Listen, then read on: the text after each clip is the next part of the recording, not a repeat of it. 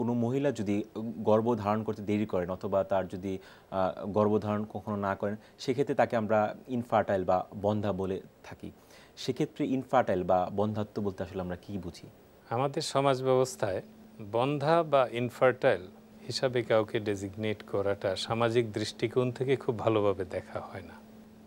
তবে scientific point of view থেকে কোনো দম্পতি যদি 1 বৎসর বা তার অধিক সময় চেষ্টা করার পরও গর্ভধারণে ব্যর্থ হন, তাকে আমরা বন্ধ্যা বা ইনফার্টাইল বলে থাকি। সেই ক্ষেত্রে আরেকটি বিষয় সম্ভবত বলা জরুরি, সেটি হচ্ছে যে স্বামী স্ত্রী অনেক সময় দেখা যায় যে স্বামী স্ত্রী থেকে অনেক দেশের বাইরে থাকেন বা দুজন আলাদা থাকেন, সেক্ষেত্রে তাদের একসাথে থাকতে হবে এবং সেক্ষেত্রে 1 বছর একটি গুরুত্বপূর্ণ বিষয় বলে আমরা ভাবছি যে 1 বছর এই সময়টি ডিউরেশনটি একটি গুরুত্বপূর্ণ ফ্যাক্টর। অনেক সময় দেখা যায় যে অনেকে বিয়ের পরপরই বলেন যে আমি বন্ধ্যা বা আমি গর্ভধারণ করতে পারছি না। সেক্ষেত্রে সময় 1 বছর সময় সেটি আমাদেরকে অবশ্যই বিবেচনা করতে হবে। আমাদের সমাজ ব্যবস্থায় এটা খুবই একটা কমন প্রবলেম যে বিয়ের বয়সটাই শুধুমাত্র গণ্য করা হয়, এর মধ্যে যে উপযুক্ত সুযোগ ছিল কিনা, ফিজিবিলিটি ছিল কিনা। যেমন বিয়ে হয়েছে অনেক দিন, স্বামী স্ত্রী দুজন দু জায়গায় আছেন, অথবা এবং হঠাৎ করে 10 বছর পার হওয়ার পরে যে আমাদের বাচ্চা হচ্ছে না, খুব হুলস্থুল করে চিকিৎসার জন্য দৌড়াদৌড়ি করছেন। তো এইখানে প্রথমেই আমরা বলেছি যে সঠিকভাবে চেষ্টা করার পর 1 বৎসরাধিক, তার মানে স্বামী স্ত্রী কাছাকাছি ছিলেন, তারা রিপ্রোডাক্টিভ এজ গ্রুপে ছিলেন, সেইভাবে চেষ্টা করার পরও তারা গর্ভধারণে ব্যর্থ হয়েছেন, তখনই কেবলমাত্র তাদেরকে ইনফার্টাইল বা বন্ধ্যা বলা যেতে পারে। বন্ধ্যাত্বটি তো সারা বিশ্বে একটি সমস্যা এবং আমাদের দেশে এই সমস্যার আক্রান্তের হার কতটা ব্যাপক, এই সংখ্যাতে যদি কোনো পরিসংখ্যান থাকে? এক্স্যাক্টলি বাংলাদেশে এই ধরনের কোনো স্ট্যাটিস্টিক্স এখন পর্যন্ত আছে বলে আমার জানা নেই। তবে ভারতীয় স্ট্যাটিস্টিক্সে যেটা দেখা যায় যে 12 থেকে 15% দম্পতি তাদের রিপ্রোডাক্টিভ এজ গ্রুপের মধ্যে কোনো না কোনো কারণে তারা এই গর্ভধারণে কিছু সমস্যা ফেস করেন। এটাই আমাদের এই রেফারেন্সই আমরা আমাদের স্টাডিতে গ্রহণ করে থাকি।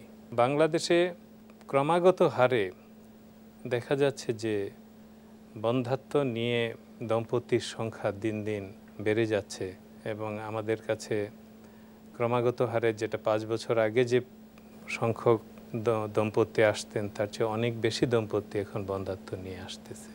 আগে তো আমরা দেখেছি যে এই সমস্যাটি এতটা প্রকট ছিল না, এটি দিন দিন এত প্রকট হচ্ছে। এই বিষয়ে এর পিছনে কি কি কারণ আছে বলে আপনি মনে করছেন?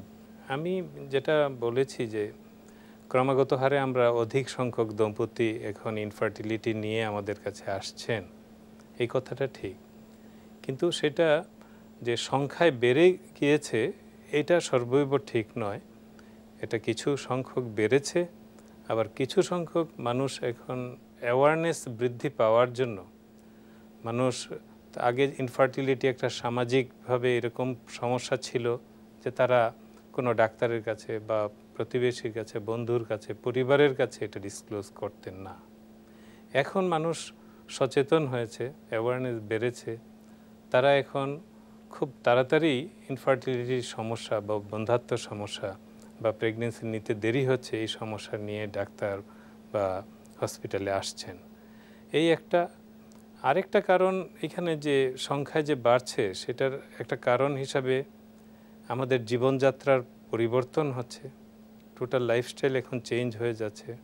অনেকেই অনেক দেরিতে বিবাহ বন্ধনে আবদ্ধ হচ্ছেন, অনেকে আবার যে প্রেগনেন্সি এখনও এস্টাবলিশড হন নাই বা জীবনের পরিকল্পনা করতে যে আর্লি পার্ট অফ দ্য লাইফে তারা প্রেগনেন্সি টার্মিনেট করছেন। অনেকের সুষ্ঠু প্রজনন স্বাস্থ্য মেনটেন না করার জন্য তারা বিভিন্ন প্রজনন তন্ত্রের বিভিন্ন ইনফেকশনে আক্রান্ত হচ্ছেন এবং যখন তারা প্ল্যান করছেন যে এখন প্রেগনেন্সি নেব, তখন তারা সমস্যা ফেস করছেন প্রেগনেন্সি অ্যাচিভ করার জন্য। আরেকটি বিষয়ে যেটি জানতে চাইবো সেটি হচ্ছে যে বন্ধ্যাত্ব, আমরা জানি অনেকগুলো কারণে বন্ধ্যাত্ব হতে পারে, প্রজননতন্ত্রের সমস্যা, জন্মগত কারণে বা হরমোনাল ইমব্যালেন্স, বিভিন্ন কারণে। আর কি কি কারণে আসলে এই বন্ধ্যাত্ব সমস্যাটি দেখা দিতে পারে? বন্ধ্যাত্ব স্বামী স্ত্রী উভয়ের সমস্যার জন্যই বন্ধ্যাত্ব হতে পারে। যদিও আমাদের সমাজ ব্যবস্থায়, বিশেষ করে পুরুষ শাসিত সমাজ ব্যবস্থায় শুধুমাত্র স্ত্রীকেই দায়ী করা হতো বা এখনো অনেকাংশে করা হয়। স্বামী অনেক সময় পরীক্ষা করতে রাজি হন না, যে তারও কিছু সমস্যা থাকতে পারে, এটাই স্বীকার করতে অনেক সময় রাজি হন না।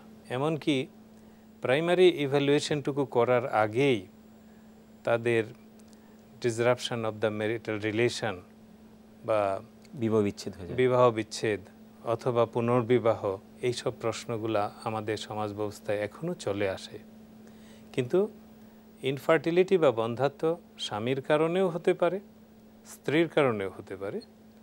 তো প্রাইমারি যে দুটো জিনিস দরকার প্রেগনেন্সি অ্যাচিভ করার জন্য, পুরুষ থেকে সুস্থ পরিমাণ মতো সঠিক সময়ে শুক্রাণুর প্রয়োজন, স্ত্রীর থেকে তার যেরকম ডিম্বাণুর প্রয়োজন, এবং তাদের সুস্থ প্রজননতন্ত্র থাকা উচিত, এবং তাদের স্বাভাবিকভাবে কনজুগাল রিলেশন মেনটেন করা উচিত।